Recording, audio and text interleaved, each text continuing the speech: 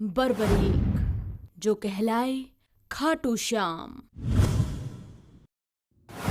अचूक और अवैध, ऐसे बाण जो किसी भी अस्त्र के इस्तेमाल से पहले ही संपूर्ण युद्ध का विनाश कर दे। ऐसे थे नवदुर्गा के वो 3 बाण। अगर इन बाणों का इस्तेमाल महाभारत में होता तो निश्चय ही ये युद्ध कुछ दिनों में तो क्या, कुछ क्षणों में ही समाप्त हो जाता।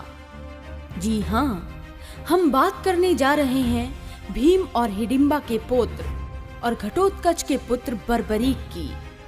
बर्बरीक को 3 बाणधारी, शीश के धनी और हरे का सहारा खाटू श्याम के नाम से भी जाना जाता है। पर क्या है इस महाशक्तिशाली अजय वीर की कथा, जिसे स्वयं श्री कृष्ण ने महाशक्तिशाली योद्धा की उपाधि दी थी। स्कंद पुराण के अनुसार घटोत्कच के शास्त्रार्थ की प्रतियोगिता जीतने पर श्री कृष्ण ने उसका विवाह दैत्यराज मूर की पुत्री मौरवी से करवाया था। घटोत्कच व माता मौरवी को एक पुत्र रत्न की प्राप्ति हुई, जिसके बाल बब्बर शेर जैसे थे, जिसके कारण उस बालक का नाम बर्बरीक रखा गया। बर्बरीक में महाबली भीम के अंश के साथ साथ अपनी दादी हिडिंबा का मायावी अंश भी विद्यमान था, जिस कारण वो अत्यंत बलवान और बुद्धिमान था। कथाओं के अनुसार बर्बरीक बाल्यावस्था से ही जिज्ञासु था, अतः अपने पुत्र के इस गुण को जानकर घटोत्कच उसे श्री कृष्ण के पास द्वारका ले आए। हे वासुदेव, बर्बरीक में वो सब गुण हैं जो इसे दूसरों से श्रेष्ठ बनाते हैं, परंतु इसकी जिज्ञासा को मैं शांत नहीं कर सकता, अतः आप ही इसका मार्गदर्शन कीजिए। बर्बरीक, तुम मुझे उतने ही प्रिय हो जितने कि तुम्हारे पिता और दादा भीमसेन हैं। तुम अभी गुरु विजय सिद्धसेन की शरण में जाओ, वही तुम्हारी जिज्ञासा शांत करेंगे। श्री कृष्ण की आज्ञा लेकर बर्बरीक गुरु विजय सिद्धसेन के आश्रम जा पहुँचे और उन्हें सारी बात बताई, जिसके पश्चात बर्बरीक ने वहां रहकर अस्त्र शस्त्र व वेदों का ज्ञान प्राप्त किया, परंतु उनके मन की जिज्ञासा शांत नहीं हुई। उनके गुरु के पूछने पर उन्होंने बताया, गुरुदेव, मैं एक महान कुल से संबंध रखता हूँ, जिनके महारथियों की गिनती भी नहीं की जा सकती। मैं ये सोचता हूँ कि मेरे पास ऐसा कौन सा गुण है, कौन सा शस्त्र है जो मुझे सही रूप में उन्हीं का वंशज बनाता है।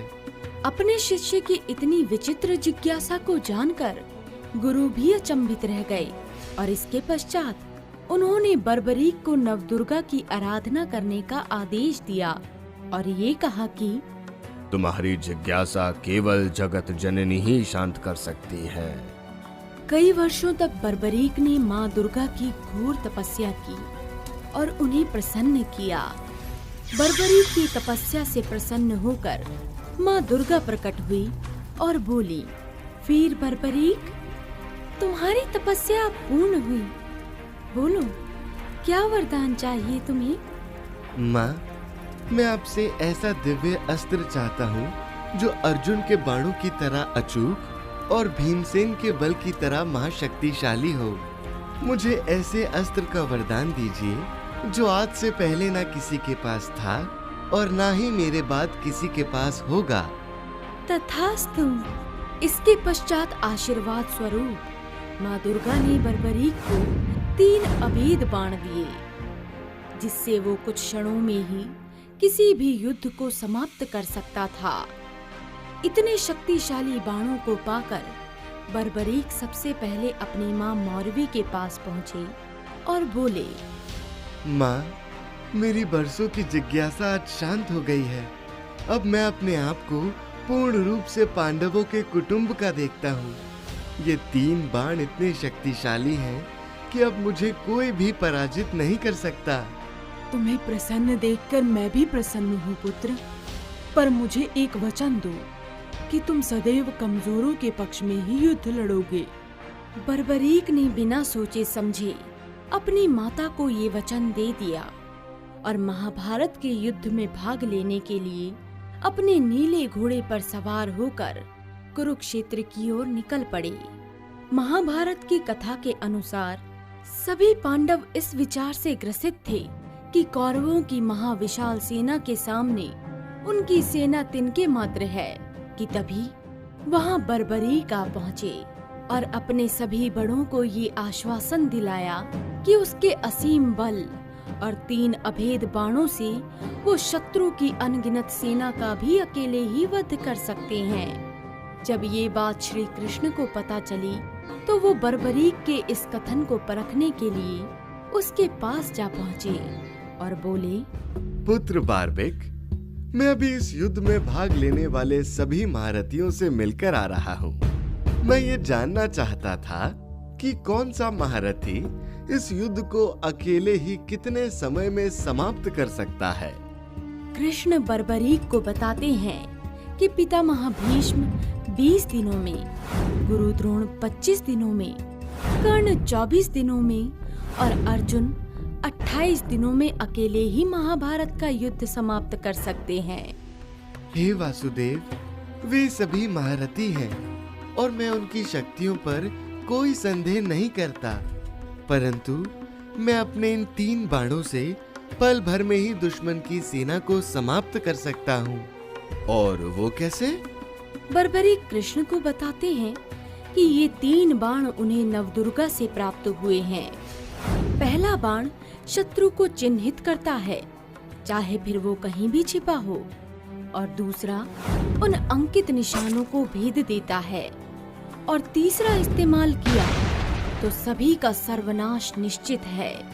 कृष्ण बर्बरीक की इस शक्ति के बारे में जानकर आश्चर्यचकित हो जाते हैं, और जैसे ही बर्बरीक के इन 3 अभेद बाणों के बारे में दुर्योधन को पता चलता है तो वो बर्बरीक के पास आता है।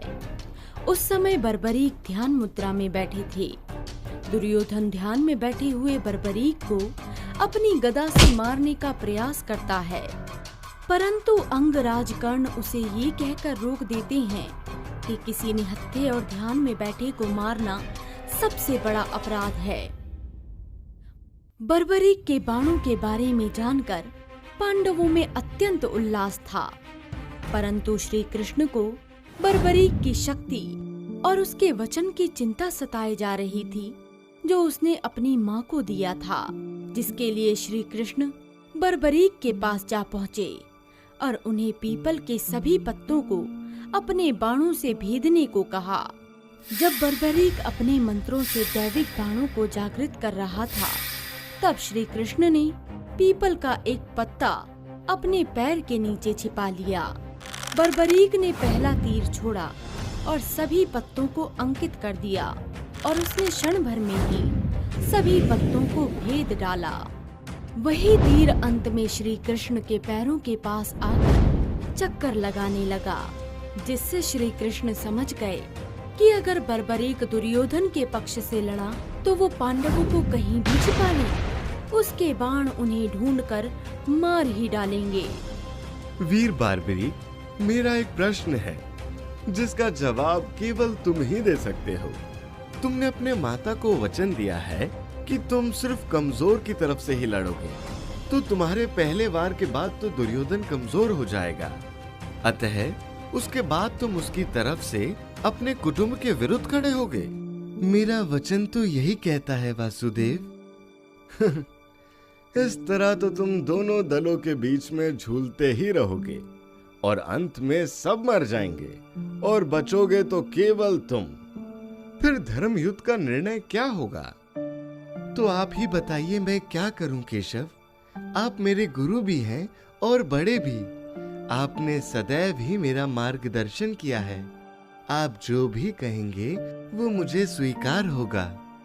अगर ऐसा है तो तुम्हें गुरु दक्षिणा देनी चाहिए। इसके पश्चात श्री कृष्ण बर्बरीक से उसका शीश गुरु दक्षिणा में मांग लेते हैं, और बर्बरीक तनिक भी संकोच ना करते हुए अपना सर काटकर श्री कृष्ण को भेंट कर देते हैं, जिस पर श्री कृष्ण ने अत्यंत प्रसन्न होकर बर्बरीक से कोई भी वरदान मांगने को कहा।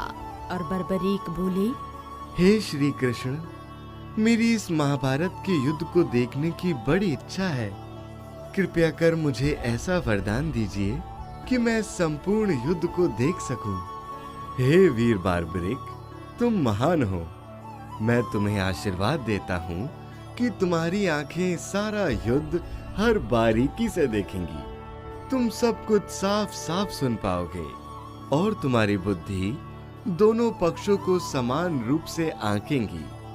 इतना ही नहीं, तुम्हारा कमजोरों के लिए लड़ने के गुण के कारण तुम्हें हारे का सहारा खाटू श्याम के नाम से जाना जाएगा। इसके पश्चात बर्बरीक के सर को एक ऊंचे पहाड़ पर रखने की व्यवस्था की गई और वहां से उन्होंने महाभारत के युद्ध को हर पहलू से देखा। तो मित्रों, ये थी कथा वीर योद्धा बर्बरीक की, जो अगर महाभारत के युद्ध में भाग लेता तो मात्र 1 मिनट में ही सारे युद्ध को समाप्त कर देता। आपको ये वीडियो कैसी लगी और आप अगली वीडियो किस महावॉरियर की देखना चाहते हैं, हमें कमेंट सेक्शन में लिखकर बताइए।